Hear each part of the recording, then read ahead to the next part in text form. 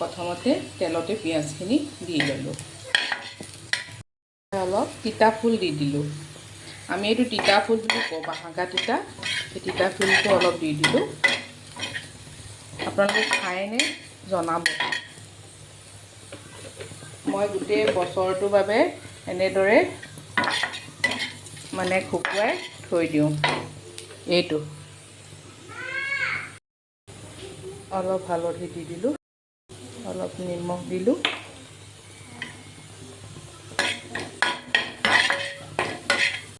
অলপ সৰু মাছ ফ্ৰাই কৰি ল'লোঁ। এতিয়া অলপ সৰু মাছ ফ্ৰাই কৰি ল'লোঁ। তিতাখিনি ফ্ৰাই কৰি লোৱাৰ পিছত পানী দি দিলোঁ, অলপ পিঠাগুড়ি দি দিলোঁ।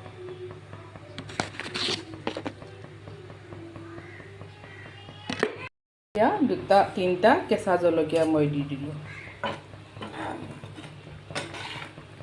এয়াই হৈছে মোৰ ফাইনেল বাহাকা তিতা আৰু সৰু মাছৰ জোলকণ।